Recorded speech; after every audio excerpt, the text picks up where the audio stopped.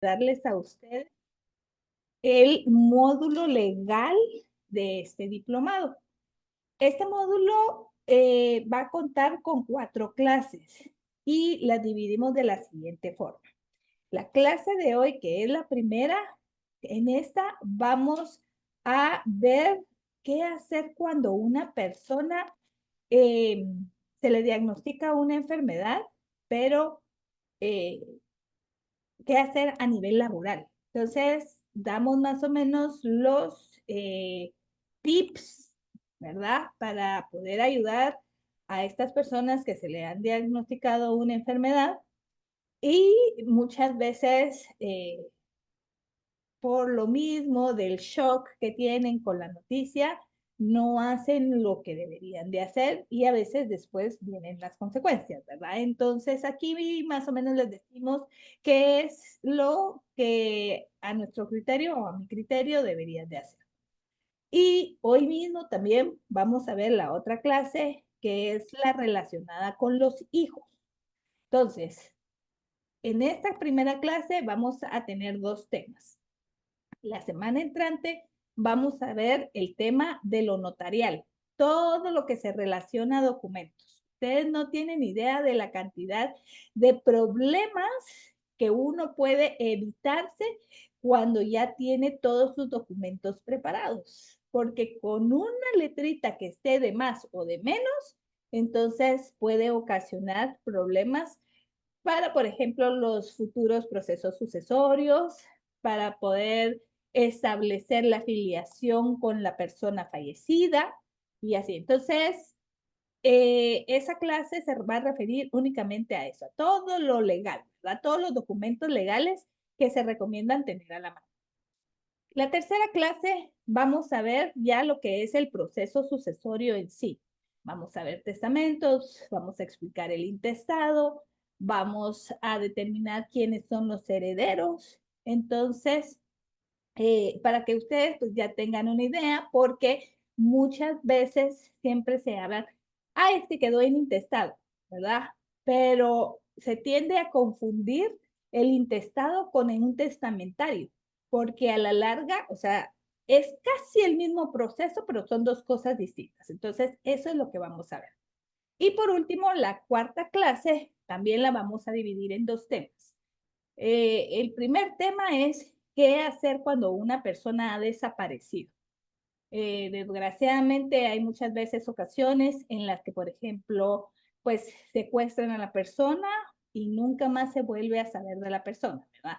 Entonces, aquí básicamente es establecer qué se debería de hacer, porque pues la persona se fue, pero si la persona tenía bienes, tenía hijos, o sea, ¿qué hacemos con todo eso, verdad? Entonces, aquí vamos a ir viendo el tema. Y el último tema es qué hacer cuando una persona fallece en el extranjero, que también ha pasado. O sea, han pasado guatemaltecos que se van de vacaciones y la mala suerte que les toca precisamente el fallecimiento fuera de territorio nacional, ¿verdad? Entonces, ¿qué hacer? Así que básicamente ese es el módulo legal para que tengan una idea. Por favor, siempre les digo, pregunten, no se queden con dudas.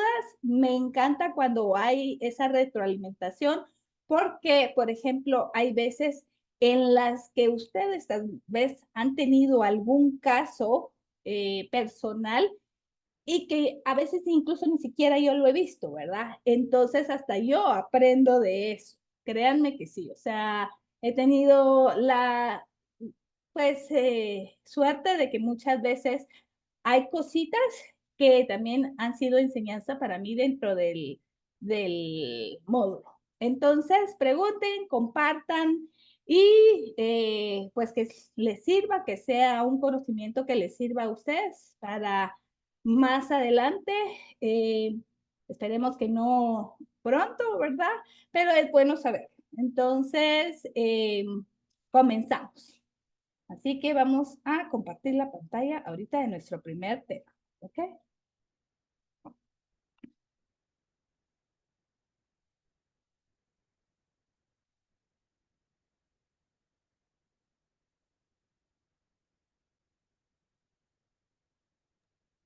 Buenas noches.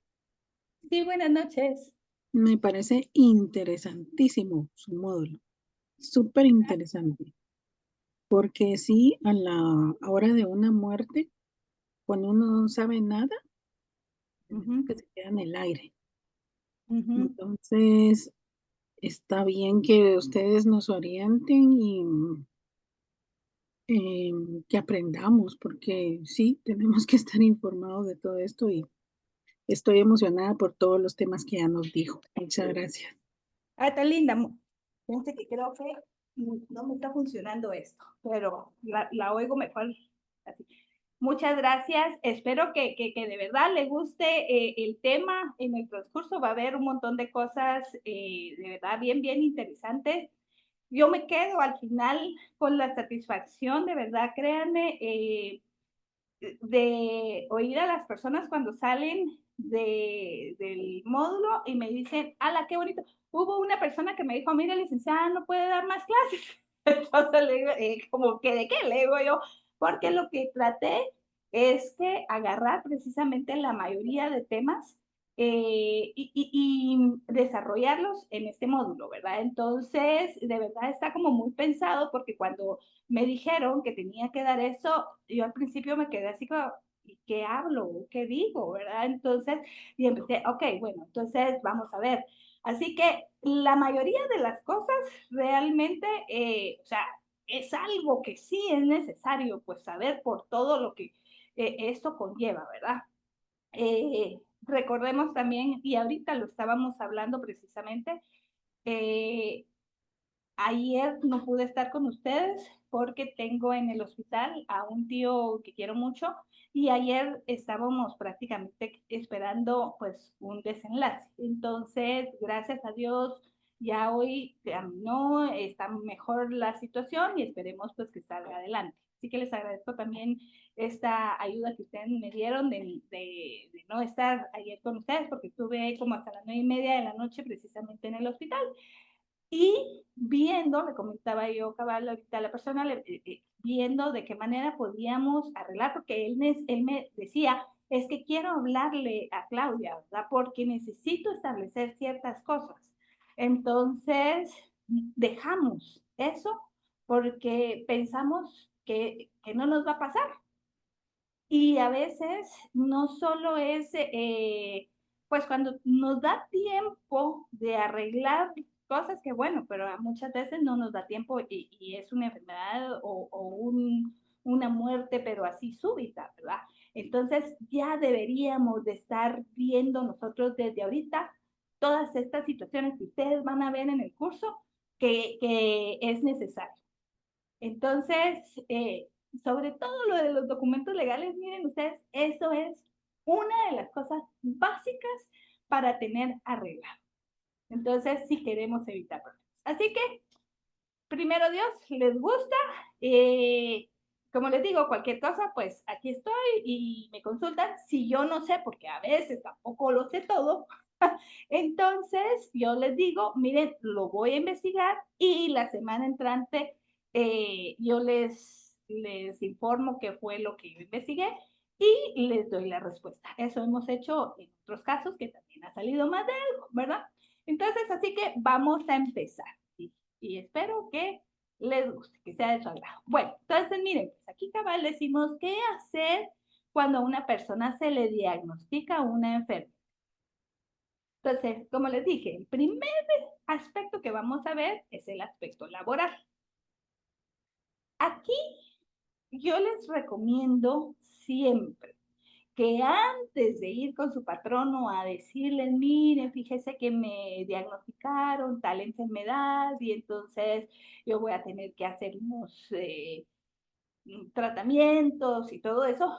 Entonces, yo les recomiendo siempre que lo primero que tienen que hacer es investigar, que el patrono esté al día en el pago de sus contribuciones en el IX, porque eso es lo que en algún momento dado les va a ayudar. Aquí, por ejemplo, hay personas que me dicen, no, Lix, es que yo, ¿para qué voy a ir al Lix? O sea, si yo tengo las posibilidades de hacer un tratamiento no en el seguro social, sino un tratamiento privado, entonces yo no voy. Pues miren, qué bueno cuando hay esas posibilidades. El problema es que a veces no se queda solo con un tratamiento, ¿verdad? Sino puede venir un segundo tratamiento y cosas por el estilo, entonces ya va mermando la capacidad económica de las personas. Yo tenía mi amiga que precisamente ella, cuando se le diagnosticó la enfermedad, ella padeció de cáncer y se le diagnostica la enfermedad y ella empieza con su tratamiento personal en forma privada y todo pues muy bien, ¿verdad? Entonces, pero lo sentían esos gastos porque son gastos fuertes. Entonces, ya después es que deciden que van a utilizar los servicios del IX. Entonces, si la persona desde un principio, o sea, no tiene las posibilidades económicas para poder estar en un tratamiento privado, pero sí ha estado pagando su cuota de IX y está afiliada a este, miren, lo más recomendable es que siga su tratamiento ahí, porque al final, pues no va a pagar de más, ¿verdad? Entonces, pero ¿cómo saber esto? O sea, ustedes tienen que o tener ya una certificación de todos los años que han laborado y que han contribuido al IX, entonces para poder decir, ah, sí, yo sí tengo derecho a poderlo utilizar, ¿verdad? Entonces, si ustedes ven que el patrono no está al día, pues entonces tienen todo el derecho de poderle decir, mire, ¿qué pasó? O sea, yo necesito ir al IX y no me atienden porque no están al día. Entonces usted tiene que pagar. Entonces, antes incluso de decirle lo de la enfermedad. ¿Pero por qué les digo antes? Porque fíjense que muchas veces cuando nosotros, por ejemplo, avisamos de una enfermedad, a los patronos generalmente no les gustan porque empieza, esta persona es enferma, entonces va a poder empezar a faltar, va a empezar a pedir permisos.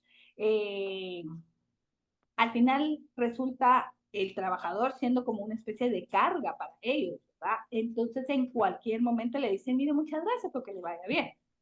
Mientras que si se hace todo el trámite así, calladita la boca, sin decir nada, se ve que sí está afiliado, se ve que sí tiene el derecho y que sí puede ir al IX a hacer todas sus gestiones, entonces cuando vean que efectivamente está padeciendo de esta enfermedad, el IX lo que va a hacer es que lo va a suspender.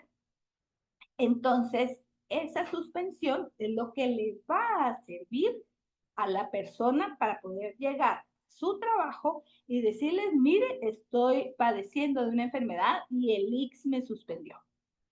Entonces, aquí prácticamente tienen la posibilidad de seguir, de continuar con su trabajo después de que se levante la suspensión, porque durante esa suspensión van a tener ese derecho de inamovilidad, o sea, no los van a poder despedir.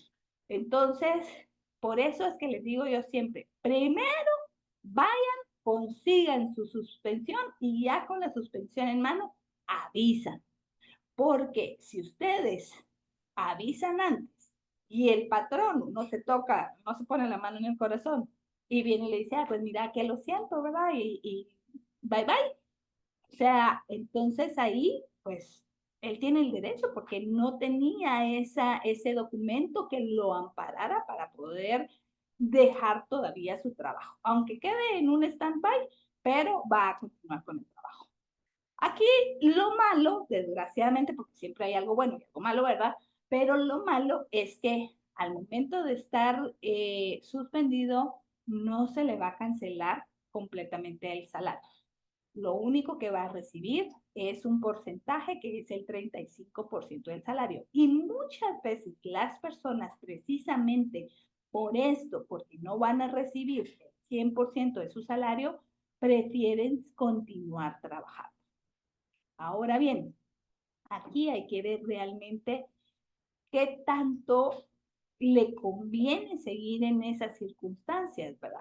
Porque recuérdense que también, como les dije al principio, le dicen a uno que tiene una enfermedad, pues al final es un shock, ¿verdad? Entonces, trabajar con ese shock no va a estar en las mejores condiciones.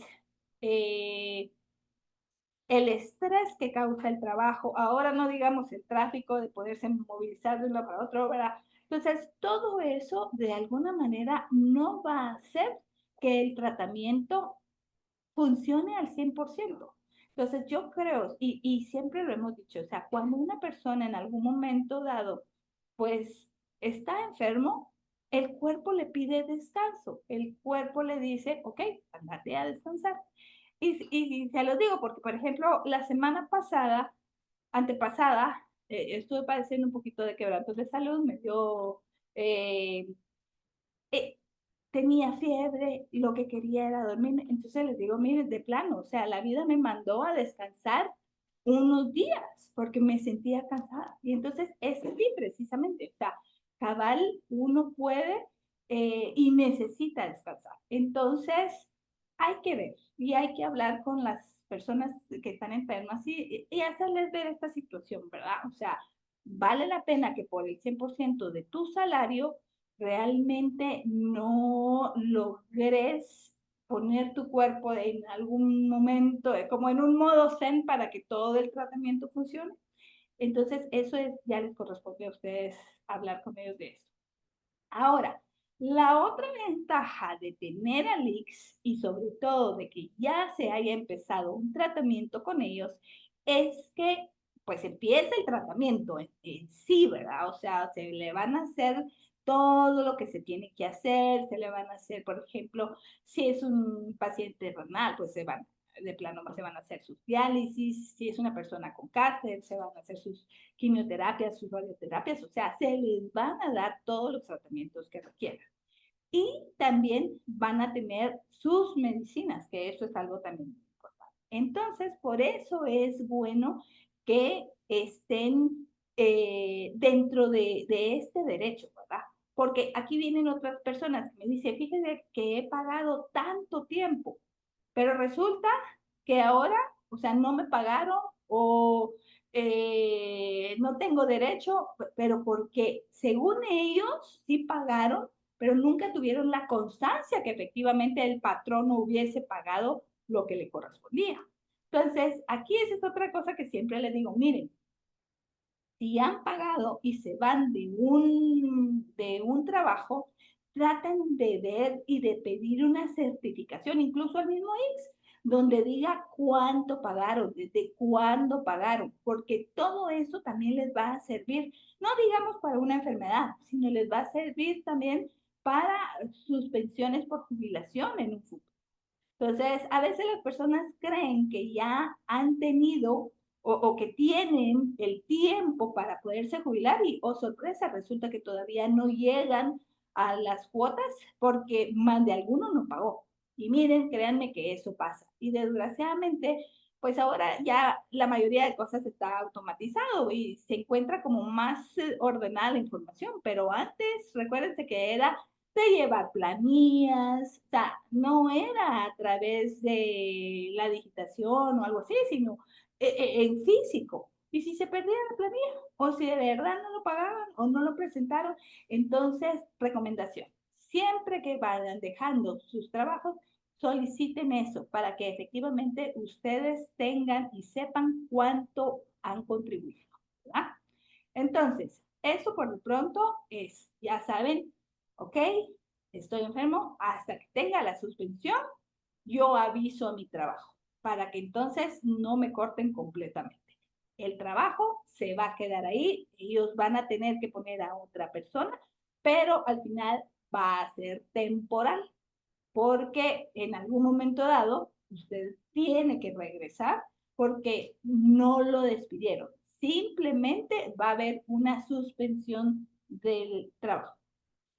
También recomiendo que se investigue si las personas están en una asociación de auxilio póstumo o si están en asociaciones solidaristas, si hay algún beneficio que puedan tener por enfermedades terminales o enfermedades complicadas, ¿verdad? Entonces, porque muchas veces se paga, se paga, se paga, y supuestamente es hasta el final, o sea, como es póstumo, entonces ya cuando la persona ha fallecido van a entregar.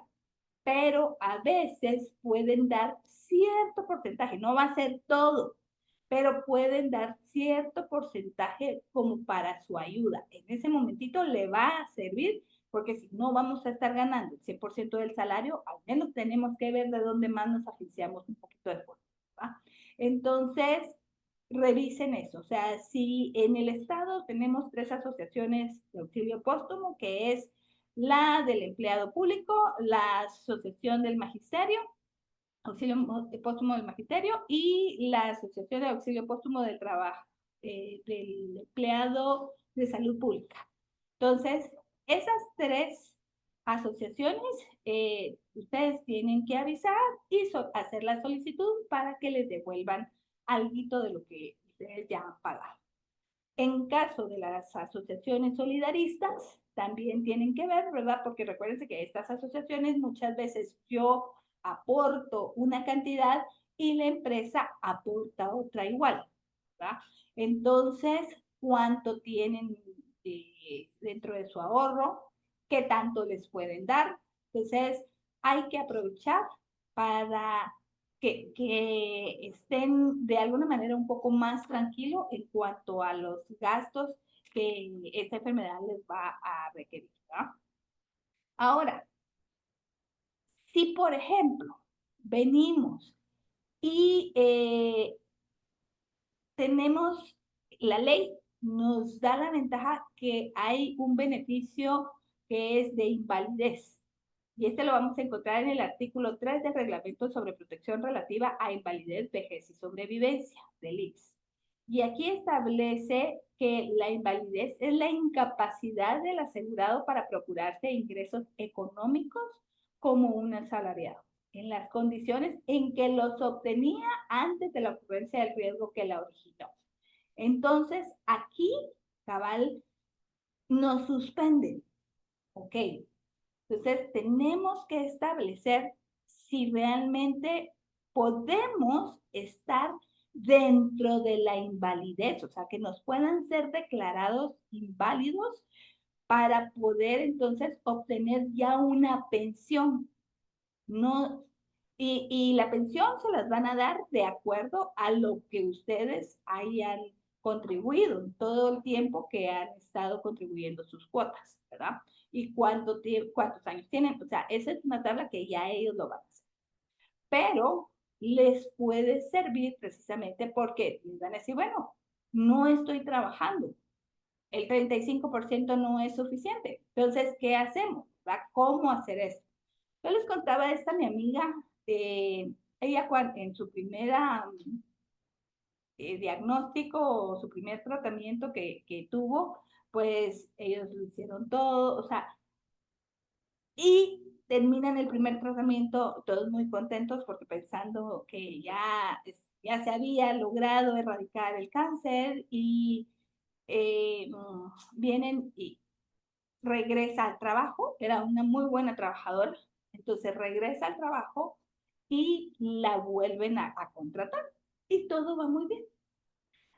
Que sí, al tiempo, cuando empiezan los chequeos nuevamente, entonces ahí resulta que ya le aparece otra vez células cancerosas y entonces le dicen, bueno, hay que volver a empezar el tratamiento, ¿verdad? Entonces, ya con ese volver a empezar el tratamiento, o sea, ya así como que la empresa, o sea, bueno, está bien, andate, pero aquí, cabal, ¿verdad? Aquí ya fue suspensión y ya empezó con el IX y el IX empezó con su tratamiento. Terminó ese segundo tratamiento y todo muy bien, pero cuando regresa al trabajo, le dicen, mira, muchas gracias, pero pues ya por reorganización, ¿verdad? O sea, ya no te vamos a necesitar. Porque ellos de una vez, o sea, sí tenía que regresar al trabajo, pero como, pues, así como estaba la situación, pensarían en cualquier momento puede pasar otra vez, cualquier cosa, como en efecto. Entonces, ese segundo retorno al trabajo, lo que hicieron fue que le dijeron gracias y la despidieron. Entonces, por supuesto, o sea, recordemos que si estamos despidiendo, tenemos la obligación de cancelarle lo que le corresponde, ¿verdad? Todo lo que le corresponde. En ese sentido no había problema. El problema era que, ¿y ahora qué voy a hacer? Porque el tratamiento debe de continuar, ¿verdad? Y ella ya no iba a seguir pagando una contribución. Entonces, ¿qué hago con eso? Bueno, al final, cabal, le dicen, solicite la invalidez. Porque entonces ya con la invalidez va a seguir usted con su tratamiento, pero se le va a pagar una pensión. Entonces, en efecto, hace eso y solicita la invalidez. Y fíjense que para solicitar la invalidez hay 3 requisitos. El primero es que se tiene que declarar inválida a la persona. Aquí, ¿cómo se va a declarar? O sea, es a través de un estudio que tiene que hacer el Departamento de Medicina Legal y Evaluación de Incapacidades del ICS, donde ellos van a determinar si efectivamente la persona entra dentro del cuadro de personas que sí tienen derecho a ser declarados incapaces. Entonces, le hacen este estudio. Tiene que tener acreditados por lo menos 36 meses de contribución en los 6 años inmediatamente anteriores al primer día de invalidez. Entonces, esto confunde un poco porque dice, bueno, son 36 meses, pero en los 6 años, o sea, ¿qué es? ¿Ah? Ok. Recuérdense que muchas veces las personas no trabajan de enero a diciembre, sino hoy pueden trabajar, por ejemplo, 6 meses, los despiden, en lo que buscan trabajo, va pasando otros 6 meses y así por el estilo, ¿verdad? Entonces, por eso es que no son así como corridos, o sea, van a ser 36 meses, o sea, el equivalente a 3 años, pero durante los últimos 6 años. Entonces, ahí es donde ya tenemos ese segunda, o sea, si cumplimos esto, tenemos ese segundo requisito para que nos puedan dar la invalidez. Y el último requisito es que la enfermedad o bien el accidente por el cual se pide la invalidez haya ocurrido mientras el trabajador esté afiliado al instituto. Porque no podemos venir y decir, ay, es que ahora está afiliado, pero esto ocurrió hace 5 años cuando ni siquiera trabajaba, cuando no estaba contribuyendo, cuando no. O sea, tiene que estar afiliado, o sea, ya tiene que estar cancelando sus contribuciones para que en ese lapso haya ocurrido la enfermedad o cualquier accidente, el riesgo le llaman ellos, entonces para poder solicitar que se declare la invalidez. Ojo, aquí algo muy importante. El caso de mi amiga, y yo siempre la pongo como ejemplo y me ayuda mucho, ella me decía, yo lo solicité 3 veces. La primera y la segunda me la negaron. Hasta la tercera vez ya me la dieron. Entonces, si es el caso que ustedes necesitan solicitar la invalidez y se las negaron, miren, vuelvan a solicitar. No vayan a quedarse así, ya me lo negaron, entonces ya no puedo hacer nada. No, solicítenlo nuevamente. Ya les digo, ella 3 veces, o sea, 2 veces se la negaron, hasta la tercera se la dieron. Entonces, solicítenlo nuevamente. Y si les piden cualquier otra prueba, cualquier otra cosa, den, ¿verdad? Entonces, pero ustedes ahorita ya saben que entonces dicen, ok, o sea, yo si voy a continuar con el tratamiento porque de repente tiene, o sea, está la necesidad, entonces, ok, puedo optar porque se me declare y que se me otorgue una pensión por invalidez, ¿verdad? Entonces, aquí van a ver cuando se solicita la invalidez, o sea, pueden declararse la invalidez de dos maneras. Entonces, aquí va a haber una invalidez total, se llama, y una gran invalidez. La invalidez total se va a dar cuando el asegurado esté incapacitado para obtener una remuneración mayor del 33% de lo que percibe habitualmente en la misma región un trabajador sano con capacidad, categoría y formación profesional análogas. O sea, ¿qué pasa aquí? Está enferma la persona, pero probablemente puede continuar trabajando. Y tal vez le pueden decir, mira, ¿sabes qué? No trabajé las 8 horas, o sea, hace unas 4 horas, lo único que no te voy a poder pagar como media vez, o sea, haya un contrato de trabajo en donde se establezca que efectivamente o sea, solo va a trabajar tantas horas, entonces, y le puede decir, no te voy a pagar lo que le pagaba al otro, sino te voy a pagar mucho menos, ok, pero siempre va a tener una remuneración, ¿verdad? Pero no va a ser la remuneración que va a tener su compañero de trabajo. Entonces, como es menor, aquí se va a dar lo que es invalidez total. Entonces, también definitivamente le van a dar mucho menor la ayuda económica. Por supuesto que los tratamientos, eso sí se los van a seguir. Ahora, está también la gran invalidez. Y aquí se da cuando el asegurado está completamente incapacitado para poder obtener una remuneración, o sea, no puede trabajar. Y la otra cuestión es que va a necesitar la ayuda constante y permanente de otra persona para hacer su vida diaria. O sea, está tan mal, está tan enfermo que él solito no puede estar, no puede hacer sus cosas.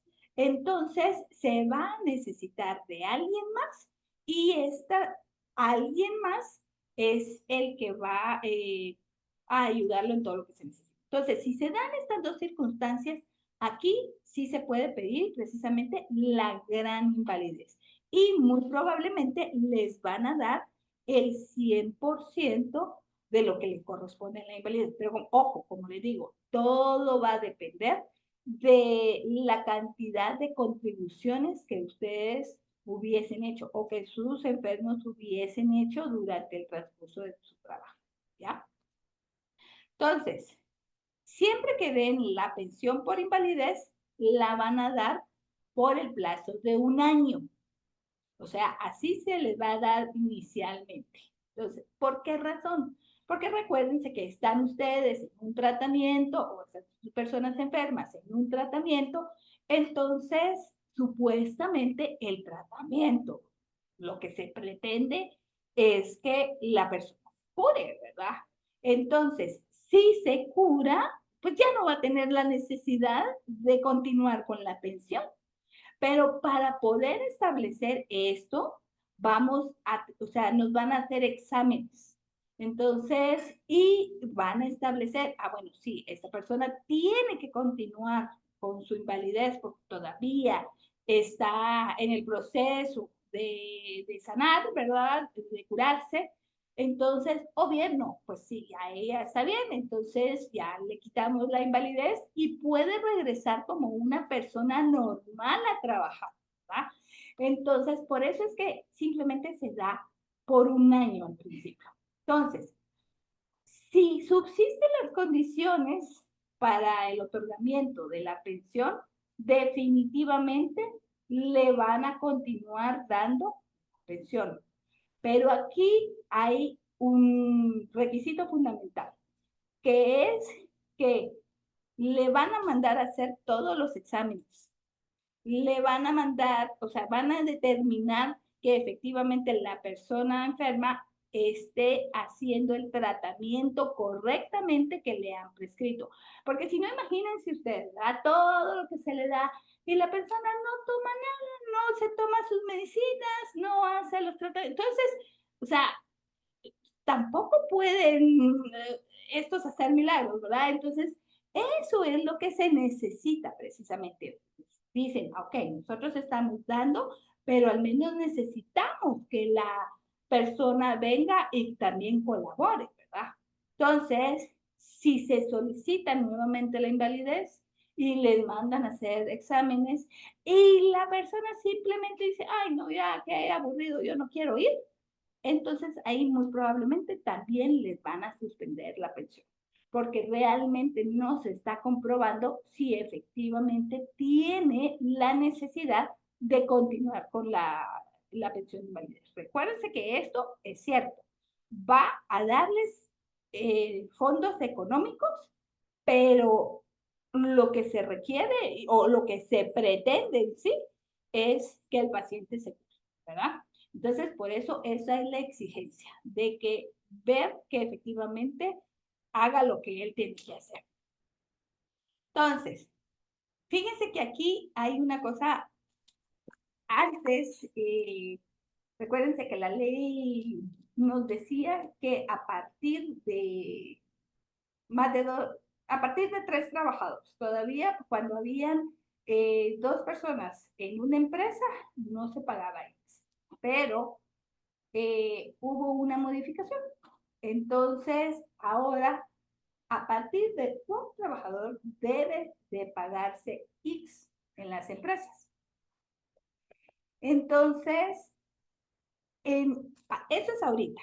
Y lo están exigiendo. O sea, incluso la Inspección General de Trabajo precisamente le dice, ok, quiero ver las planillas, porque a mí me ha pasado. Entonces me dice, quiero ver las planillas, y aquí está. Muchos dicen, es que solo tengo uno. Sí, pero es que a partir, creo que fue, si no estoy mal, como a finales del año 2023, que se modificó la ley y ya no establecieron cantidad mínima. O sea, lo quitaron. Quitaron ese artículo de la cantidad, pero no pusieron otra cantidad. Entonces, se entiende que todos los trabajadores deben de pagar el IX. En aquel entonces que no se pagaba, por eso, ¿qué hace cuando el trabajador no está protegido por los beneficios del IX? Entonces, el Código de Trabajo tenía el artículo 67 donde determinaba qué debería de hacerse. Y se los voy a explicar y a leer para que ustedes tengan una idea. Supuestamente ahorita ya no debería de continuar esto, pero es bueno saberlo, porque por cualquier cosa que no les hayan puesto dentro de la planilla, al menos que paguen esto, ¿verdad? O sea, que les dieran esto.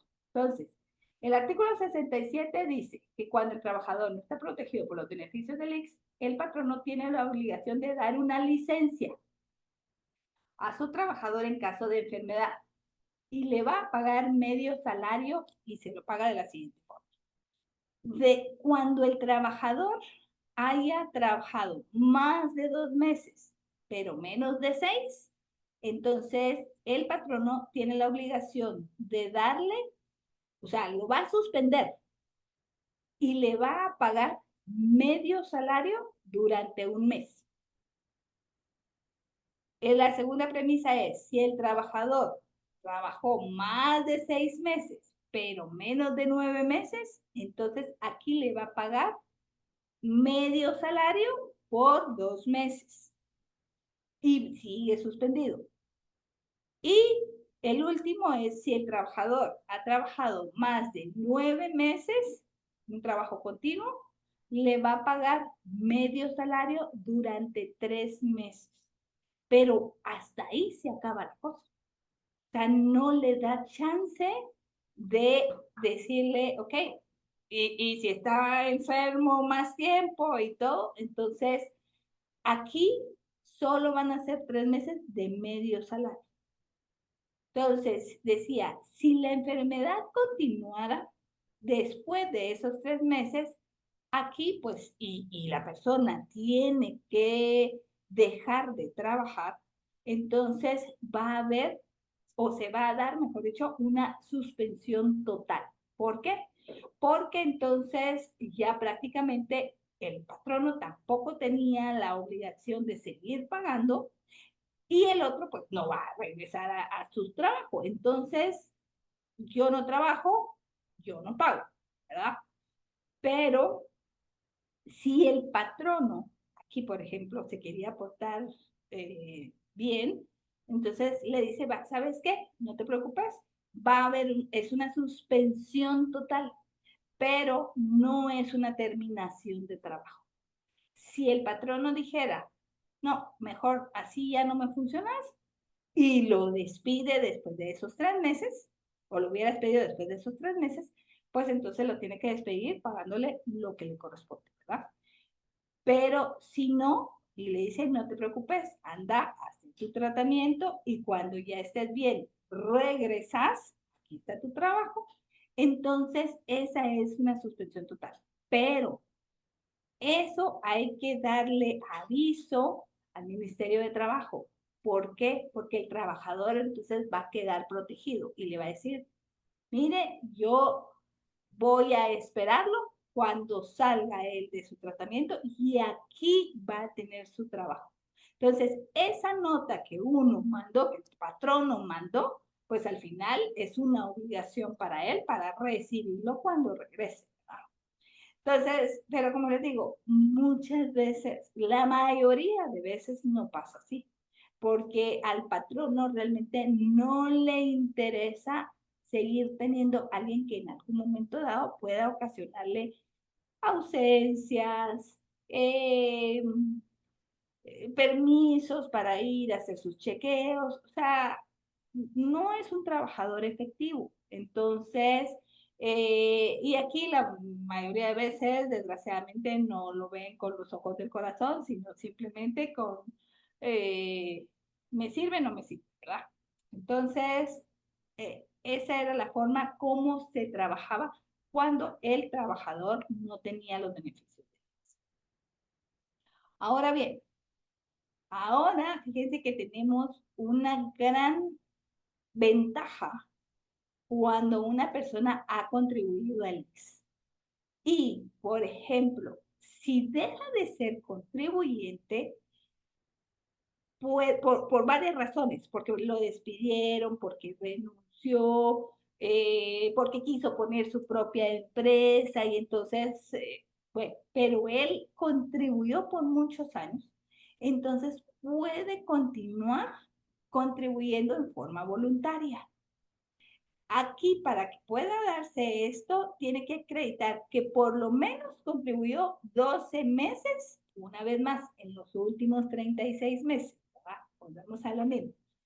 Entonces, y aquí va él a tener la opción de decirle, miren, yo quiero seguir contribuyendo. ¿Para qué? Para que pueda tener en algún momento dado el derecho de poder tener su pensión por jubilación o bien una pensión también por invalidez. Lo único que aquí no le van, o sea, si él se queda como una contribución voluntaria, él no puede hacer uso de los servicios del IX en ese tiempo, o sea, cuando esté contribuyendo voluntariamente. Simplemente está pagando para sus posibles pensiones. ¿Ya? Entonces, pero, ojo, que también es muy importante. El ser contribuyente voluntario asegura que va a tener una pensión en caso de invalidez, que era lo que yo les decía, o sea, él está contribuyendo voluntariamente, pero ¿qué pasa? O sea, se enferma o tiene un accidente o le pasa algo y ya no va a tener esos recursos, entonces puede solicitar la invalidez. Pero lo más importante es que al ser declarado inválido, y falleciera, va a tener la familia la protección de esa pensión que él ya estaba recibiendo. Porque como él ya tenía ese derecho, entonces automáticamente se le pasa a su familia. En ese caso, por ejemplo, a su esposa, a sus hijos menores de edad o hijos que sean declarados en estado de interdicción, que son incapaces. Entonces, eso nos ayuda bastante. Entonces, las personas ahorita tienen esa gran oportunidad de contribuir voluntariamente. Lo único que lo tienen que solicitar dentro del año siguiente a que haya dejado de contribuir. Entonces, no puedo caer mire, yo contribuí 5 o 10 años, pero ¿y cuándo dejó de trabajar? Ah, no, fíjense que dejé de trabajar hace 3. Híjole, ya no nos sirve, a menos de que efectivamente lograra ingresar a otra planilla y volver a trabajar, entonces ahí se puede solicitar. Sí, Rosy. Sí, buenas noches.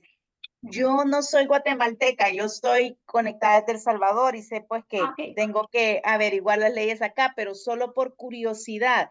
Entonces no hay manera en Guatemala que si la persona cotiza voluntariamente él solo tenga derecho a usar los servicios médicos del ISSSTE. Solo le sirve para en lo concerniente a una posible invalidez o cotizar Una para futuro. Exacto, exacto, sí. O sea, no, aquí para eso no sirve. O sea, por ejemplo, me tienen que hacer una operación de la vesícula, por ejemplo. Ajá. Cancelo, cancelo, cancelo. Pero a la persona le tienen que hacer una operación de la vesícula. Entonces, él no puede ir al ICSA y decir, fíjese que yo estoy malo y tienen que ser, no, porque la contribución voluntaria no va a servir para eso. Simplemente va a servir para las pensiones, como decía, para una posible pensión por jubilación cuando ya tengan la edad para poderse jubilar por edad, cuando uno se necesita la invalidez porque pasó algo, o sea, está enfermo o... Ahora, si le dan pensión por invalidez, ahí sí puede empezar, porque ya es una pensión, puede empezar a hacer un tratamiento, pero no antes. ¿Ya? Okay. Y lo último, que como les decía, que es donde yo siento que también es muy importante, es la pensión por sobrevivencia. O sea, a la familia que le haya sobrevivido a esa persona que falleció, es la que va a recibir precisamente ese dinero, ¿verdad? Ese pago. Entonces, para eso realmente es donde sirve. Al menos, Rosy, es una gran ventaja tenerlo así, porque antes, por ejemplo, las personas pagaban, pagaban, pagaban. En algún momento, pues ya no volvían a poder tener un trabajo y no podían, ya no seguían contribuyendo y habían perdido todo lo que habían en algún momento dado pagado. Mientras que en este momento, o sea, todavía les dan el chance para poder tener esto. Ah, ok. Entonces, Sí, porque aquí en El Salvador, si uno es contribuyente por su cuenta, así independiente, sí puede tener derecho a recibir los servicios médicos. Pero ok. acá como hay sistema independiente de pensiones, entonces son dos cosas por separado, dos pagos por... Exacto. Ujú. Rosy, usted cuénteme.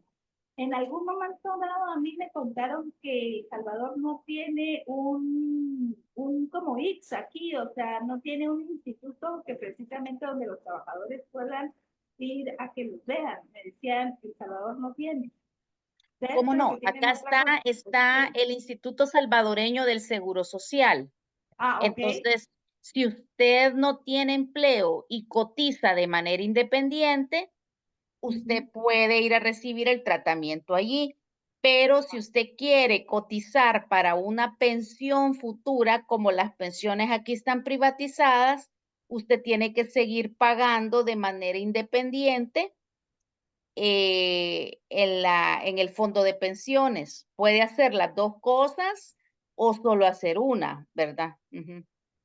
Ya entendí. O sea que básicamente pensiones el instituto no les va a dar. Eso es Exacto. a través de los fondos de pensiones. Nunca van a recibir ustedes una pensión del instituto. El instituto lo único que les va a dar va a ser para enfermedades. Sí, Pero ahora lo otro va a ser a través de, me imagino que deben de ser bancos los que ven los fondos de pensión. son empresas de fondos de pensiones, Porque donde aquí en uno, Guatemala generalmente son bancos. no, acá son empresas por separado que se dedican solo a eso, a pensiones. Y lo que sí no sé es en caso de invalidez, si eso es a través del seguro social o si el seguro social le da a usted nada más toda la documentación y la invalidez se la tiene que pagar el fondo de pensiones con lo que usted ya tiene ahorrado. Esa parte sí no sé. Voy a averiguar. Gracias. Okay. A usted, ya ve, aprender.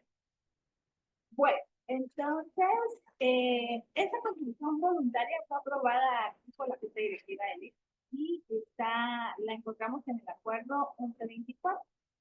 Y como les digo, es una opción para las personas que han dejado de trabajar o bien han emprendido su propio negocio, ¿va? Entonces, aquí para poder contribuir, lo que se va a pagar mensualmente va a ser la cuota laboral y la cuota patronal que hubiese pagado esta persona en su último trabajo. Entonces, básicamente se va a calcular sobre este último salario dedicado a su último trabajo, y va a pagar el 5.5%. Este 5.5 va a ser lo que incluye la cuota patronal, que ahora aquí no tiene patrono, nadie lo va a pagar, entonces el mismo tiene que pagar, y el 1.86 de la cuota. Al final, pues es como una especie de... Entonces, creo que es una buena opción, pero como les digo, no hay que perder el tiempo en el sentido de que, ahorita lo hago después. O sea, un año se pasa muy rápido y a veces se les pasa a las personas y no se dieron cuenta, y entonces pasaron los 2 meses para poderlo quitar y ya después. Ahora tenemos seguro de gastos. Recuerden que en este tipo de seguros, el asegurado va a tener una cantidad máxima vitalicia. Y después de haber llegado al límite, la cobertura me va a dar. Entonces, aquí tenemos el inconveniente de que si se acaba esa cobertura, no va a poder optar por otro seguro porque ya hay una preexistencia. Entonces, aquí es donde yo les digo, bueno, miren, es cierto que hay personas que tienen seguro, porque también es otra cosa que me gusta. Ay, pero yo no voy a ir, no tengo seguro. Pero ¿de cuánto? O sea, les va a aguantar el seguro que tiene todas las cosas que tiene que gastar. Entonces, o es preferible ir al otro lado y empezar. Puede continuar con su seguro. No hay ningún problema. ¿Por qué? Póngale. Si a una persona que tiene un tratamiento de cáncer, que no nos vayamos muy bien, un paciente renal, le tienen que hacer una apendicitis de emergencia. Yo le digo ahí, ¿tiene su seguro? Ahí sí utilice su seguro. Y se va a un hospital, va a todo el doctor que usted quiera, no tiene que estar ahí esperando que lo atiendan hasta que ellos quieran, no. O sea, mucho su seguro. Pero úselo para ese tipo de cosas. No se gaste el seguro en la enfermedad grande, pudiendo en algún momento dado que el IX sea el que se haga cargo de eso. Entonces, hay que resguardar ese seguro. En uno de los cursos, yo siempre les cuento que en uno de los cursos, una persona, ay, no necesitas, yo no voy a hacer. Yo tengo un seguro, no me acuerdo, pero fue una cantidad bárbara la que me dijo. Póngale que sea, yo tengo un seguro por $1.000.000, póngale algo así. Y yo me reí, pues la felicito. Pero en el mundo real, la mayoría de personas no tienen un seguro de $1.000. Entonces, eso es lo que se tiene que pensar. Porque, bueno, o sea, voy a usar el seguro, pero no me lo voy a pagar, porque lo puedo necesitar para otra cosa. Entonces, sean prudentes realmente con el pensado. Sí, es necesario, y la ley, o es necesario. Hay gente que la mamá de ella se le diagnosticó igual. Y cuando se le diagnosticó, le dije, mire, ¿qué van a hacer? O sea, y ya, gracias a Dios, que esta planilla y vamos a utilizar eso, porque si no, no vamos a avanzar. Y le dije, hacen el producto, todo lo que ya nos llegan, que hay que hacer, que, que,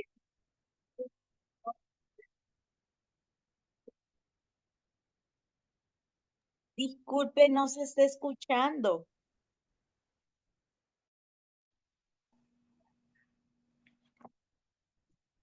¿Me oyen mejor ahí? Hoy sí, sí. Es que se oía bien cortado y ya al final ya no se escuchaba. Hoy sí. Ahí sí, licenciada, perdón, pero es que no se escuchaba y entre veces Corta. había cortado el sonido.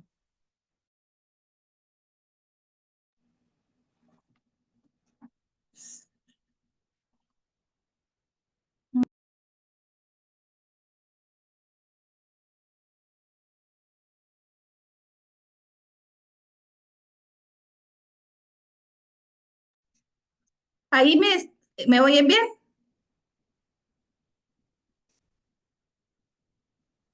Ahí se le escucha perfecto, Linda. Ok, gracias. Perfecto, bueno. Entonces, bueno, pues entonces les comentaba, cabal, que ellas decían que efectivamente iban a optar por el IX, ¿verdad? Para que todo lo de esa enfermedad fuera a través de eso. Yo sé que no es, porque todo el mundo me dice, sí, pero el IX es que hay que hacer colas, es que a veces no hay camas, es que no sé qué, y tienen toda la razón. Aquí en Guatemala así es. Pero les digo nada más también, y yo, por ejemplo, el año pasado estuve en una situación con una mi tía y yo estuve a la par de ella y decía, Dios mío, es que es demasiada la gente que está enferma y que necesita los servicios.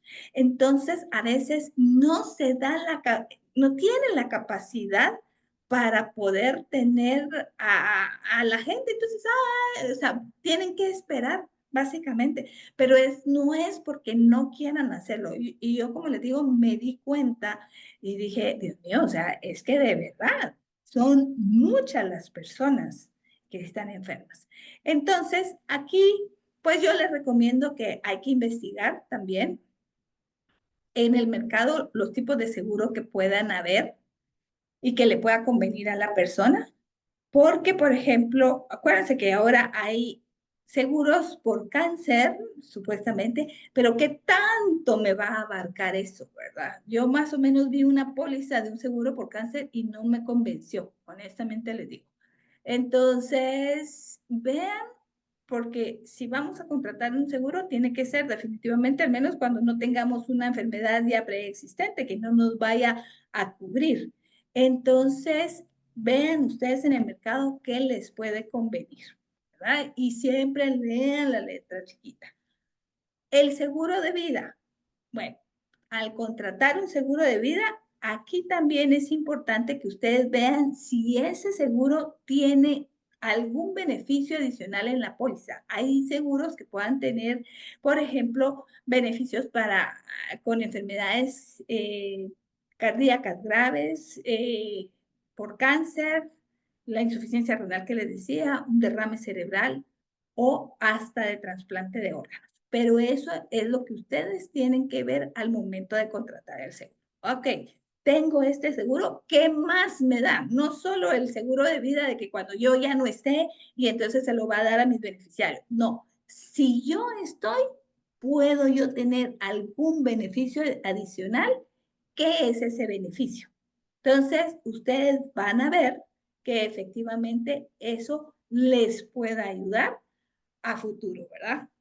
Recordemos que el seguro, lo mejor es contratarlo cuando la persona está sana, porque si no, no le van a cubrir lo que ya está con la preexistencia. Una vez pasó el caso de una persona que incluso eran cálculos renales y entonces cambió seguro y con tan mala suerte que recién cambiando el seguro lo tuvieron que operar. Entonces le dice el seguro, mire, eso no se le va a cubrir. ¿Pero cómo no va a cubrir el seguro? No le dijo, porque eso ya es una enfermedad preexistente y usted no lo dijo, porque las piedritas no se formaron en una semana, ¿verdad? Entonces eso ya es. Miren, fue un relajo. Al final, la mera verdad, no me acuerdo si le pagaron algo, pero si no querían porque, pues, ellos alegaban la preexistencia de las enfermedades. Entonces, cuando tenemos ya esa preexistencia, pues el seguro no nos funciona, ¿verdad? ¿Tenemos alguna duda con respecto a este tema?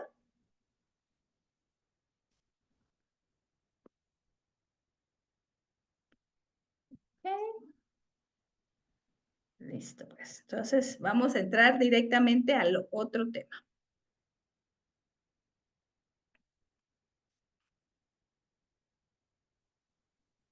¿Logramos ver la presentación? Sí, licenciada, gracias. Muy bien, pues, entonces miren, pues, ahorita ya vemos el tema de los hijos. Ok. Aquí recuérdense todavía, la persona simplemente se le diagnosticó una enfermedad, ¿verdad? Entonces, tenemos que ver qué va a pasar con los hijos. Entonces, fíjense que aquí, al menos en Guatemala, tenemos nuestro Código Civil, que es básicamente el que va a regular todas estas relaciones. Entonces, vamos a empezar, ahí sí que por el principio.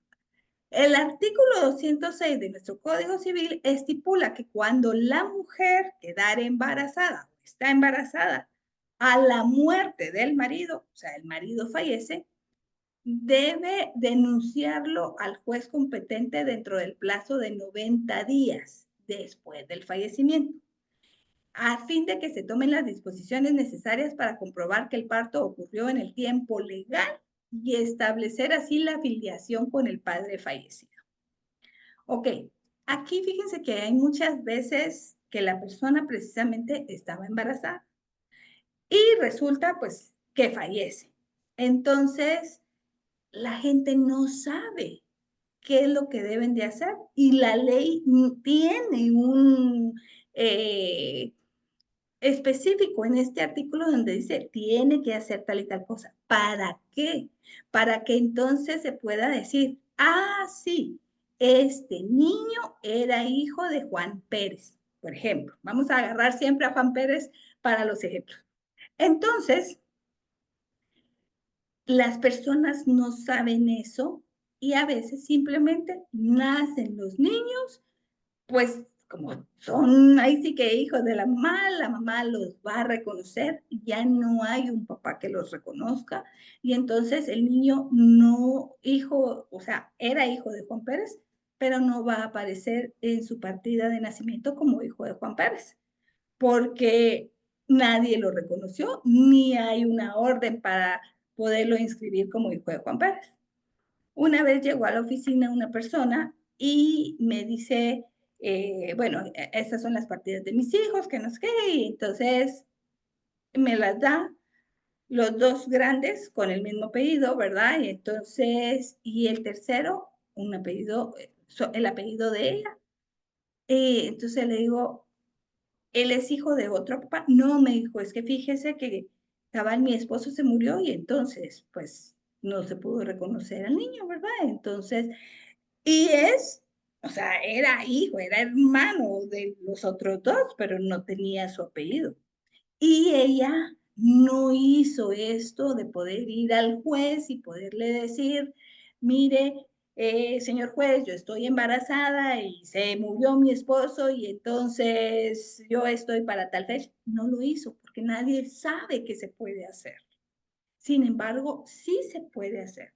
Y entonces, o sea, el que lo hace va, le entrega las pruebas al juez, el juez determina la fecha y dice, ah, sí, este es hijo de Juan Pérez. Y entonces da un documento en donde al momento del nacimiento del niño le dice, ok, inscriba a este niño como hijo de Juan Pérez. Entonces, ¿para qué sirve eso? No vayan a creer que únicamente sirve para lo del apellido, sino es para determinar la filiación, o sea, para probar el parentesco que hay con el padre. Porque imagínense, si el padre, Juan Pérez, tenía mucha plata y dejó casas y dejó unas empresas o dejó acciones, cualquier cosa pudo haber dejado en la vida, ¿verdad?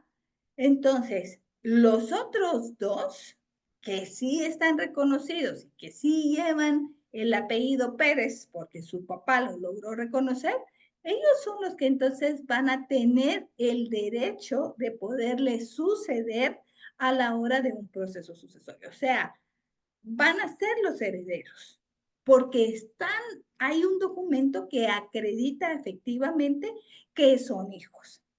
Pero ¿qué pasa con este pobre, el tercero, que no lleva el apellido, que nadie lo reconoció? Este también es hijo y por lo tanto también debería de tener derecho a poder recibir lo que le corresponde. Pero como no hay un documento que acredita que efectivamente era hijo de la persona fallecida, entonces se queda sin nada. ¿Se dan cuenta? Porque es tan importante precisamente hacer las cosas en los momentos justos, porque tampoco lo podemos hacer 5 años después. O sea, se tiene que son dentro del plazo de 90 días para verificar que efectivamente haya nacido en las fechas que debería de haber nacido, ¿verdad? Y entonces con esto se determina precisamente la filiación. También tenemos el caso que se puede reconocer los hijos por medio de los abuelos. Nuestro artículo 216 del Código Civil establece que en caso de muerte o incapacidad del padre o de la madre, el hijo puede ser reconocido por el abuelo paterno o por el abuelo materno. Así nos decía la ley. Sin embargo, la Corte de Constitucionalidad adicionó de que también la abuela materna o la abuela paterna pueden reconocer a los niños. Entonces, bueno, ustedes me dirán, ok, pero es más fácil así. Sí, perfecto.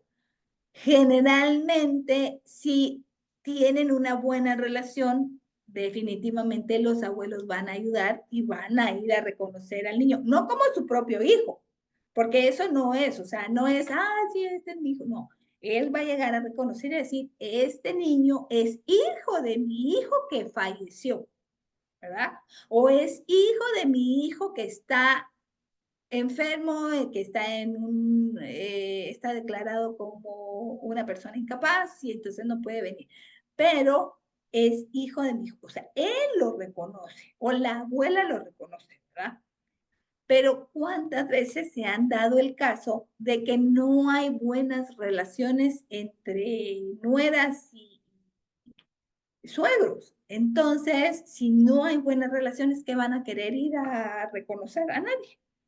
Entonces, les da la ley chance de ellas mismas poder ir hacerlo, pero yendo con un juez. O sea, y yendo solo, pónganle en el RENAP, en este caso, aquí en Guatemala, yendo solo al RENAP, no le van a decir, mire, es que este era hijo de Juan Pérez. O sea, bueno, pero ¿y qué? ¿Dónde está Juan Pérez? Pues, ¿verdad?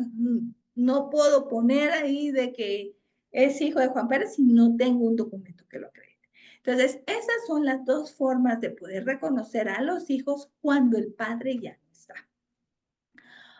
Aquí también vamos a tener la acción de filiación después del fallecimiento de los padres.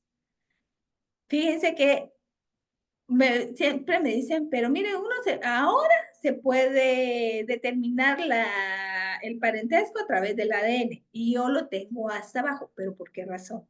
Porque cuando se hizo el Código Civil, el ADN ni siquiera existía, o sea, nadie sabía del ADN. Entonces, por eso está hasta abajo, porque ahora sí ya está incorporado a nuestro Código Civil el examen de ADN, ¿verdad? Pero entonces, si, por ejemplo, la persona, o sea, ya falleció y no lo reconoció, pues porque no, tal vez no lo quiso reconocer, pues entonces aquí sí se puede determinar, ¿cómo les dijera? El otro no ha nacido. Aquí ya nació, o sea, el hijo, o sea, nació, pero no se hizo el trámite anterior que yo les dije, pero queremos que sí se le reconozca. Bueno, entonces, lo primero definitivamente y lo más fácil ahora, pues es el examen de ADN, ¿verdad? Pero también podemos hacerlo, por ejemplo, la acción esta de la filiación dice que solo se puede entablar en vida del padre o de la madre contra quien se dirija para que se pueda defender. Pero nos da la excepción en los siguientes casos. 1, cuando el hijo sea póstumo, o sea que el hijo nació después de que se murió la persona, ¿verdad? Entonces ahí podemos empezar la acción de filiación. Cuando el supuesto padre o madre hubiere fallecido durante la menor edad del hijo. Aquí en Guatemala, recuérdense, y sobre todo en las áreas rurales, se da mucho que ni siquiera van a inscribir a los niños. Entonces, no existen supuestamente, y menos de que sean reconocidos para alguien, ¿verdad? Pero si viene la mamá y dice, no, yo quiero que sí, que se le reconozca como hijo y todo, entonces empieza esta acción de filiación y tiene que comprobarlo. ¿Cómo lo va a comprobar también? Cuando existen documentos en que se reconoce la filiación. Por ejemplo, que le pudo haber mandado algún documento donde diga, sí, mira cómo está mi hijo, o incluso, fíjense, a veces, por ejemplo, hasta personas que se van, migrantes que se van y que después ni siquiera saben dónde están, ¿verdad? Entonces, pero se necesita hacer esa afiliación con estas personas, ok, entonces pueden presentar algún correo, alguna carta o algo donde diga, sí, cómo está mi hijo, lo estoy esperando, cualquier cosita, ¿verdad? Pero está reconociendo que efectivamente es su hijo. Esa es una prueba. También puede ser cuando el supuesto padre del que pretende que se reconozca su filiación lo hubiese presentado como su hijo. ¿Cuántas veces nosotros vemos? Y bueno, vuelvo a decir, porque yo lo he visto más en los pueblos que aquí en la ciudad, pero las personas, ¿verdad? Así como muy orgullosos, este es mi hijo. Pues sí, este es mi hijo, pero nunca lo fue a reconocer al RENAP. Entonces el pobre muchachito, o sea, ¿de qué le sirve que lo presente en toda la ciudad como este es mi hijo? Pero no lo reconoció y de repente ya se murió y entonces sí también dejó más de algo como herencia, pues también le corresponde porque, o sea, lo presentó como su hijo, ¿verdad? Entonces ahí también puede darse esa acción de filiación. Y cuando el presunto padre haya vivido maridablemente con la madre durante la época de la concepción. Este es un poquito más complicado de poderlo comprobar, pero bueno, o sea, nuestra ley no lo da como una posible posibilidad. Perdón, como una posible posibilidad, como una posible situación. Entonces, y como les digo, actualmente, pues lo mejor es definitivamente el examen de ADN. En este momento, si la persona no estuviera en la capacidad económica para poder hacer un examen de ADN, entonces el juez puede mandarlo al INASIF y el INASIF tiene la obligación de realizar ese examen de ADN.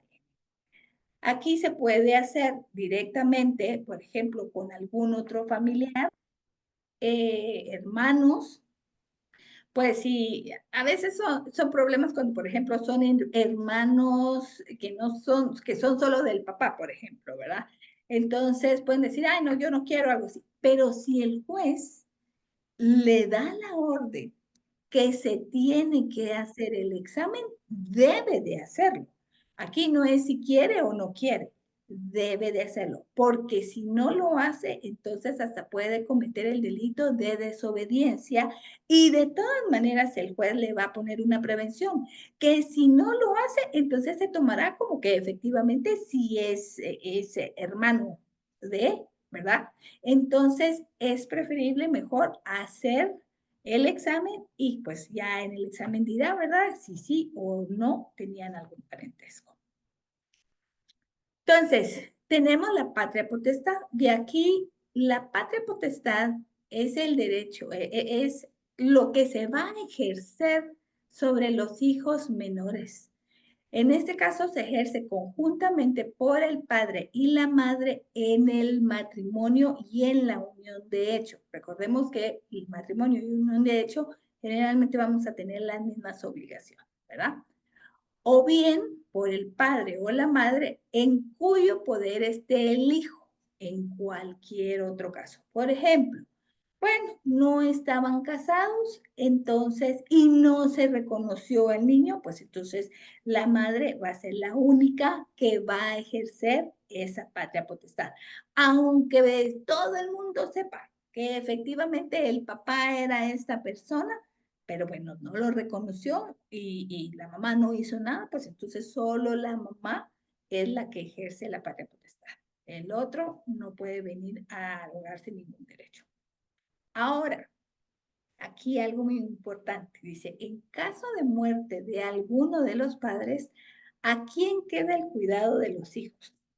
Generalmente, y no me van a dejar mentir, nosotros las mamás, por ejemplo, decimos, y sobre todo cuando hay una mala relación, o sea, no, tal vez ya están divorciados con el esposo, o sea, el ex esposo, o incluso nunca se casaron pues porque había una mala relación, pero los niños sí están reconocidos.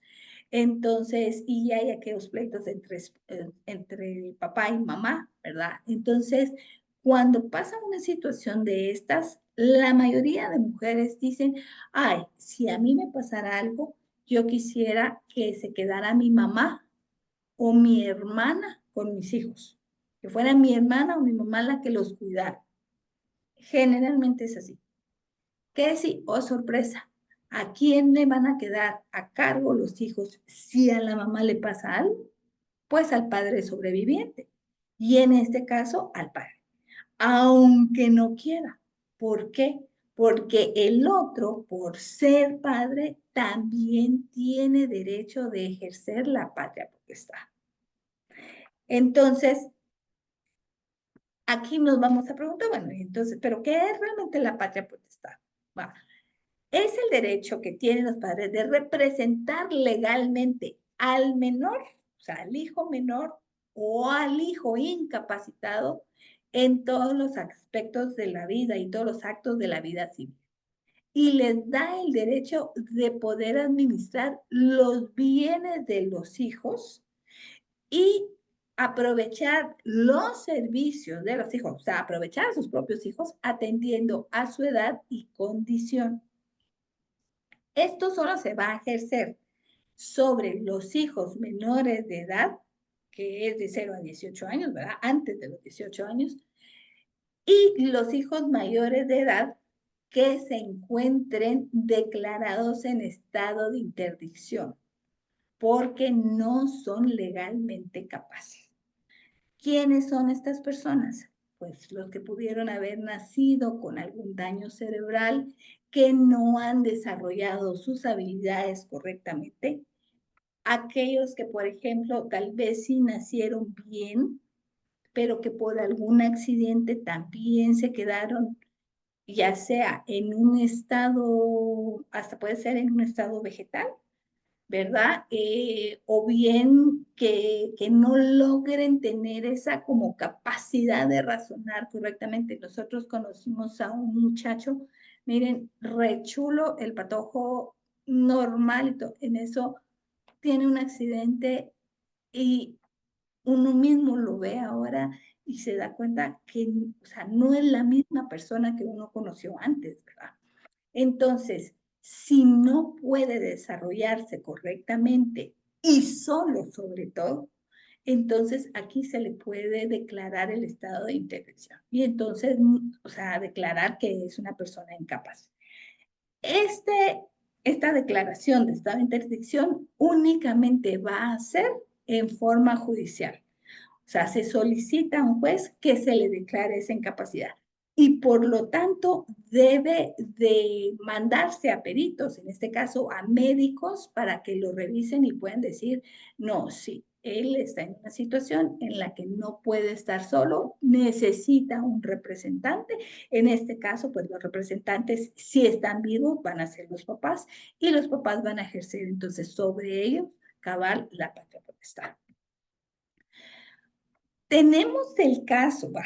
Entonces, resulta que ya falleció la mamá le dejó bienes a los hijos, pero como sabía cómo era el papá, entonces, y decía, pues que yo no quiero que se quede con el papá, porque el papá no es un buen ejemplo, porque puede aprovecharse de los bienes, muchas cosas pueden pasar, ¿verdad? Entonces, aquí vienen los otros parientes y pueden venir y decir, ok, vamos a solicitar la separación de la patria potestad del papá.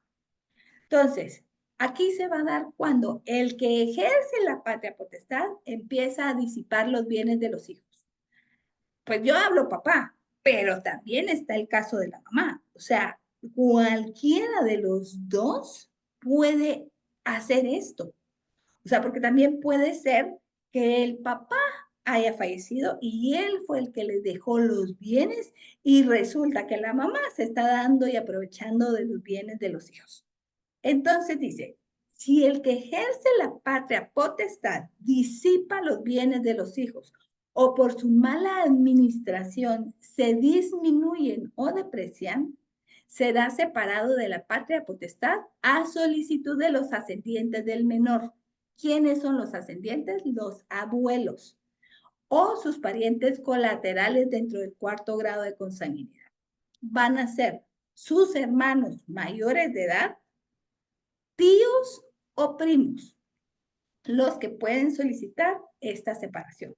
Si no hubiese nadie de ellos y, por ejemplo, alguna otra persona encargada, que no es su familia, se da cuenta de esta situación, ellos no pueden ir a decirle al juez, mire, yo quiero que ustedes separen la patria potestad porque la mamá está derrochando el dinero o el papá se está gastando todo. No. Lo que tienen que hacer es que primero van a ir a la Procuraduría General de la Nación, ahí ponen la denuncia y entonces va a ser la Procuraduría la que va a empezar la solicitud y la que va a decir, separen a esta persona y denle a alguien más la responsabilidad de administrar los bienes. Y por eso mismo es que cuando una persona quiere dejarle algo a hijos menores de edad o a nietos menores de edad, entonces que se los puede dejar a través de una donación o a través de un testamento. Aquí pueden tener el derecho de ponerles, yo les heredo la casa ubicada en tal y tal, ¿verdad? Y pongo la condición de que dichos bienes no los puede administrar ni la madre ni el padre. Por ejemplo, que fueran los abuelos los que les dejaran algo. Entonces, los abuelos pueden poner que no lo administren los padres, porque ellos ya saben que de repente los padres lo van a disipar. Entonces, aquí, aunque tengan la patria potestad los padres, media vez esté esa condición puesta, se tiene que respetar, porque fue voluntad, ya sea del que está dando a través de la donación o del testador. Eso sí, hay que poner en ese documento a quién van a designar para que pueda administrar, porque el niño solito no lo va a poder administrar, entonces siempre va a necesitar alguien para que lo pueda administrar. Entonces, aquí se van a ir, ok, no, ellos, no quiero que los padres lo administren, pero voy a poner a la tía tal para que pueda administrarlo. Y yo les cuento siempre un caso de unas personas, la mamá vende unas propiedades de sus hijos que eran incluso menores de edad. Y ahí vamos a llegar a esto. O sea, nadie puede vender nada de menores. Pero viene la mamá y se los vende. Eran unos derechos hereditarios de un testamento en donde el abuelo les había dejado a los hijos, perdón, a los nietos. Y entonces en ese testamento, el abuelo pone que queda terminantemente prohibido que la mamá se haga cargo de la administración de los bienes. Aquí a nadie le importó, el sucesorio siguió y la mamá empezó a vender derechos hereditarios. Y incluso los notarios que hicieron esas escrituras, pues deberían de haber dicho, mire, tráiganme el testamento y quiero verlos. Cuando mi cliente compra los derechos hereditarios y entonces se empieza a ver, ¿verdad? O sea, cómo va el proceso, se alarga el proceso y no hay modo que salga. Bueno, total de que entonces llega un punto en el que ya los hijos, pues ya son mayores de edad, pero lo que mi cliente ya le había dado a la señora, a la mamá, por esos derechos hereditarios, pues los patojos nunca lo recibieron, ¿verdad? Entonces, ya cuando ellos están grandes, porque todavía no salían la bendita compraventa, entonces llega y dicen ellos, es que nosotros no queríamos que mi mamá vendiera.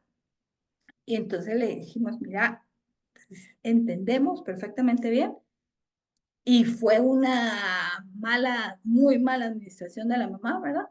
Pero, por ejemplo, en el caso mío de mi cliente, él ya les había pagado todos. Entonces le dijimos, mira, está bien, si ustedes no quieren darnos, firmar la compra-venta, no importa. Entonces vamos a empezar un proceso penal de estafa y nos tienen que cancelar el dinero que se pagó, definitivamente, ¿verdad? La señora tiene que cancelar eso y adicionalmente todas las mejoras que ya se le habían hecho a la casa. Entonces, ellos pobres pues no tenían esas cantidades y menos pensar de que al final de cuentas la mamá iba a tener una responsabilidad penal, ¿verdad? Entonces, no les tocó otra más que a los pobres tomar la decisión y decir, no, les vamos a firmar. Y tuvieron que firmar. Pero después, o sea, en algún momento de eso, porque pues yo entré a la ecuación en el momento que me decía, mire, no sale el proceso, no sale el proceso, entonces yo ya me metí para averiguar cómo estaba, porque, o sea, en la oficina no se hizo la escritura de la compraventa, ¿verdad? Entonces ya me meto yo a averiguar esto y empiezo a ver e incluso veo el testamento y veo esa cláusula y digo, solo con esta cláusula era suficiente para que no se pudiera hacer nada, porque estaba la cláusula ahí donde decía que era prohibido que la señora hiciera todo, porque de plano el señor ya sabía. Miren, les había dejado un montón de propiedades y al final se quedó, casi que se quedaron sin nada. Entonces, esas son las cositas que tenemos que ver, ¿verdad?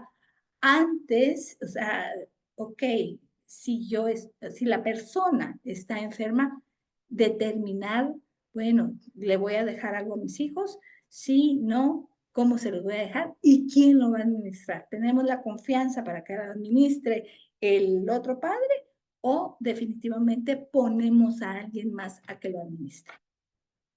Entonces la separación va a ser de los bienes, ¿verdad? Cuando tenemos ese problema con los bienes. Pero también existe la pérdida de la patria potestad. Y aquí se pierde cuando hay costumbres depravadas o escandalosas de los padres.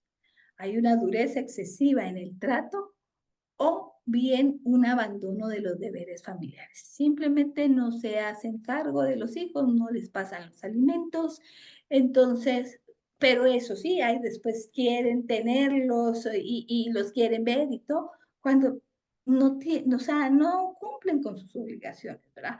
Entonces, aquí puede darse la pérdida de la patria potestad. También puede darse cuando ponen a los hijos, los dedican a la mendicidad o les dan órdenes y ejemplos corruptores por delito cometido por uno de los padres contra el otro padre o contra los propios hijos, por la exposición o abandono de los hijos y por haber sido condenado 2 o más veces por delitos comunes y la pena excede de 3 años por delito. Y por último, cuando el hijo es adoptado por otra persona. O sea que aquí esos derechos que tienen los padres de poderlos representar se terminan completamente. Hay una pérdida total de eso. Entonces, ¿pero quiénes van a solicitar tanto la pérdida o la suspensión? Ok, ya dijimos que van a ser los abuelos, los hermanos mayores de edad, los tíos o los primos, porque estos son los parientes que están dentro del 4º grado de consanguinidad. Aquí no tenemos más. La ley nos da hasta este grado, el 4º grado de consanguinidad, y esos son los parientes. Tenemos la mala costumbre de decir, ay, este es mi primo en 3º grado, aquel es mi tío en 4º grado, y a esos ya legalmente no son nada. Llegamos hasta los primos, que son los primos hermanos, pues los hijos de los tíos, ¿verdad? Hasta esos son nuestros parientes legales. De ahí no existe nadie más. Y como les digo, si no existe nadie de estos, pues entonces va a ser la Procuraduría General de la Nación la que se va a encargar de solicitar la suspensión o la pérdida. Entonces, cuando definitivamente pues no existe un padre porque ya falleció y el otro se le separó de la patria potestad o la perdió, entonces prácticamente se queda los hijos sin ninguna representación. Entonces aquí es donde viene la tutela. La tutela va a proceder en caso de que un menor de edad, cabal, no se halle bajo la patria potestad. O sea, no hay nadie que lo pueda representar. Y entonces, aquí dice que también quedará sujeto a tutela, aunque fuere mayor de edad, el que hubiera sido declarado en estado de interdicción si no tuviera padres, ¿verdad? Entonces, volvemos a casi igual a la patria potestad. O sea, se va a ejercer sobre el hijo menor de edad y sobre el declarado en estado de interdicción. Y entonces, si no hay ningún padre, entonces vamos a tener la necesidad de tutor para estos niños menores de edad o los que están declarados en estado de interdicción. El tutor va a ser el representante legal de estos hijos.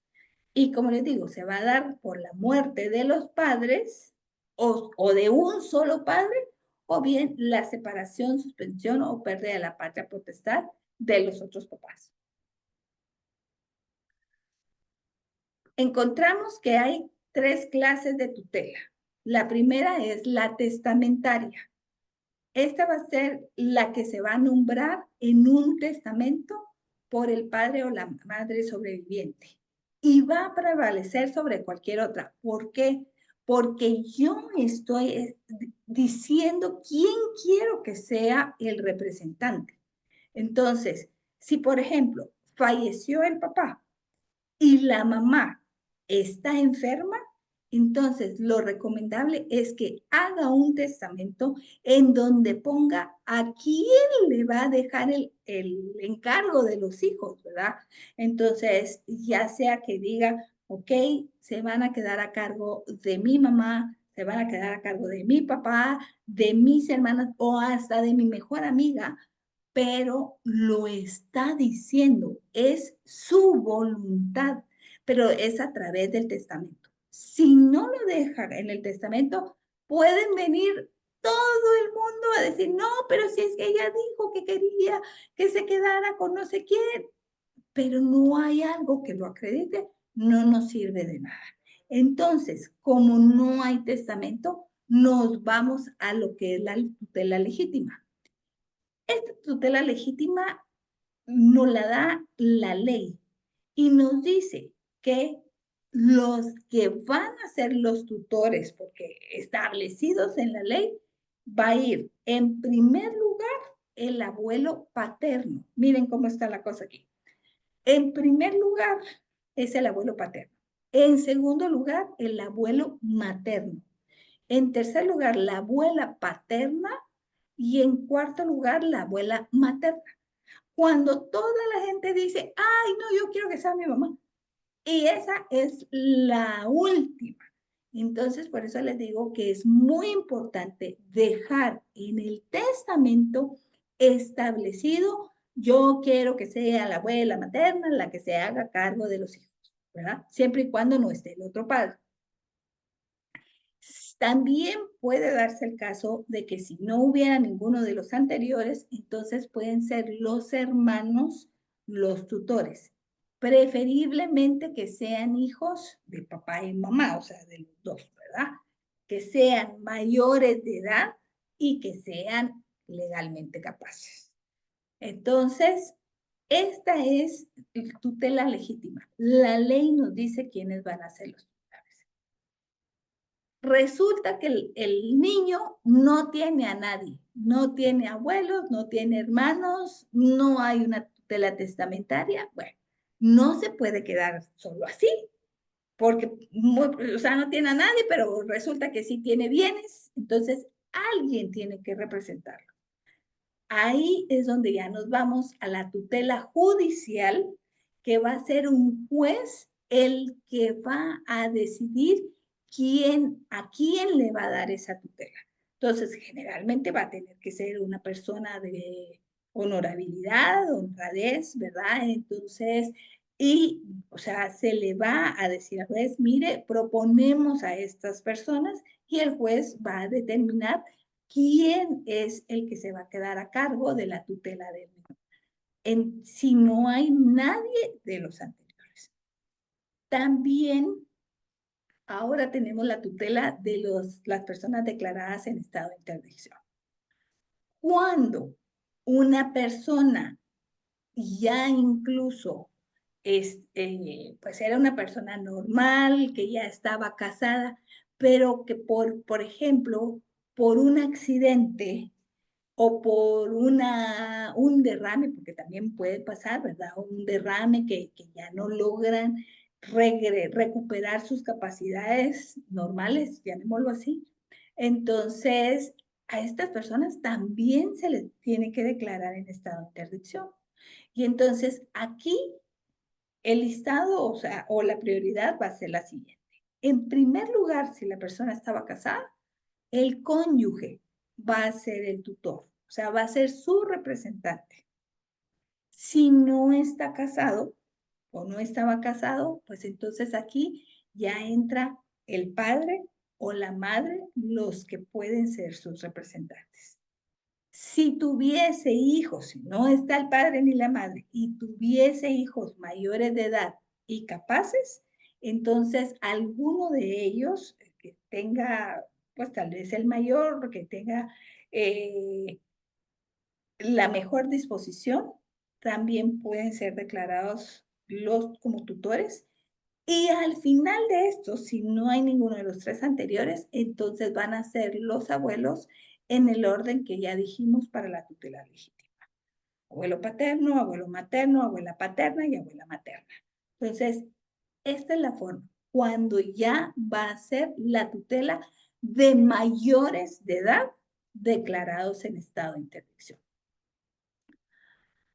En el ínterin de que si los niños, o sea, o los menores tienen bienes, aquí fíjense que la ley les da la oportunidad de que al cumplir 16 años, los mismos menores pueden solicitar que los empiecen a meter dentro de la administración de sus bienes para que ellos puedan conocer qué bienes hay, cómo se está administrando. Pueden solicitarle al juez, mire, yo quiero ya estar asociado, o sea, empiezo a ver y a estar interesado en los bienes que yo tengo. Entonces, se le solicita al juez, el mismo menor le solicita al juez y también puede solicitarle que, por ejemplo, si no tiene tutor, entonces aquí tendría que tener ya, porque si era de 16 años y no tiene nadie que lo represente, pero continúa siendo menor de edad, él mismo le puede decir al juez, yo propongo a tal persona para que sea mi tutor. Eso sí, el juez, como les digo, ¿verdad? O sea, va a tener que determinar si hay algún candidato dentro de sus parientes o alguna otra persona honorable para poderlo nombrar como tutor, porque no va a poner a su amigo de 18 años que tal vez sea un tarambana, ¿no? Ahí no. Entonces se tiene que hacer un estudio para determinar que la persona que él mismo está proponiendo sea la idónea, ¿verdad? Pero tiene ese derecho, a pesar de ser menor, ya puede venir y decir, ok, quiero saber cómo están mis bienes y puedo, o sea, quiero que se nombre como mi representante a fulanito de tal. Entonces, esa es una gran ventaja ya cuando tenemos esa edad, ¿verdad? Ahora, el protutor va a ser aquella persona que va a estar encargada de fiscalizar al tutor, porque el tutor no solo va a llegar y agarrar las cosas de los bienes y hacer lo que a él se le da la gana, no, tiene que tener es responsable por las cosas que hace. Entonces, pero siempre va a tener a otra persona que lo va a estar vigilando, que va a estar atrás de él para ver si de verdad está haciendo las cosas correctamente. Porque acuérdense que por ser menores muchas veces se quieren aprovechar de ellos mismos, de los menores. Entonces, por eso va a haber esta otra persona que va a estar fiscalizando. Y por último, vamos a tener lo de la autorización judicial. Fíjense que para disponer de los bienes de los menores de edad, que yo les dije, ahorita contándoles el ejemplo de esta mamá que había dispuesto de los bienes de sus hijos cuando eran menores, no podemos nosotros disponer de los bienes, ni bienes de menores de edad, ni bienes de incapaces, ni de bienes de ausentes. Porque no están en la capacidad de poder decir, sí, yo quiero que se venda o yo quiero que se hipoteque. O sea, ellos no están en esa capacidad. Entonces, por eso mismo es que ni los padres pueden disponer de los bienes de los menores. Aquí, para poder disponer de los bienes, se necesita solicitar una autorización judicial y se le dice al juez, mire, tengo la necesidad o la utilidad de solicitarle esta autorización. Entonces, solo por esas dos causas se puede en algún momento conceder la autorización judicial. ¿Y cómo se va a dar? Bueno, por ejemplo, se le dice, señor juez, fíjese que tengo la necesidad, o sea, hay una propiedad, una casa, un terreno, cualquier cosa que sea, pero hay una propiedad del menor de edad, de mi hijo menor de edad. Y resulta que mi hijo hay que hacerle una intervención, hay que hacerle un tratamiento, hay que hacerle cualquier cosa y no hay dinero para podérselo hacer. Entonces necesitamos vender esta casa para poderle hacer el tratamiento. O sea, aquí lo más importante es la vida del menor, ¿no? Entonces viene el juez, verifica la información, revisa y dice, ah, sí, efectivamente hay una necesidad y por esa necesidad yo autorizo la venta del inmueble. Entonces, ya con esa autorización se puede poner en venta, pero ya el juez ya lo autorizó. De lo contrario, no se puede. Ahora bien, la otra causa, por utilidad. Ok, se le dice al juez, mire, señor juez, tengo esta propiedad que cuesta 1,000,000 de quetzales, pero ahorita quieren hacer un centro comercial, quieren hacer una carretera, y me dan 2,000,000 de quetzales por esta propiedad. Es una utilidad de 1,000,000, pues, adicional, ¿verdad? Entonces, le dice, solicito la autorización para poder vender esto que su precio normal es de 1,000,000 y yo voy a, o sea, la venta se va a hacer por 2. Entonces, cuando se le muestra al juez esa situación, dice, ok, sí, aquí hay una utilidad que va a ser en beneficio del menor. Entonces, doy también la autorización judicial. Únicamente por esas dos causas, necesidad y utilidad, pueden darlo. Aquí no es, ay, voy a pedir la autorización para venderlo porque nos vamos a ir de viaje o porque voy a aprovechar, que el tutor, por ejemplo, no están los padres, pero el tutor diga, voy a aprovechar y voy a vender esto porque así yo me quedo con una cantidad. No, no lo puede hacer. Porque siempre se va a necesitar la autorización judicial para poder disponer de esos bienes. Si no, no se puede hacer.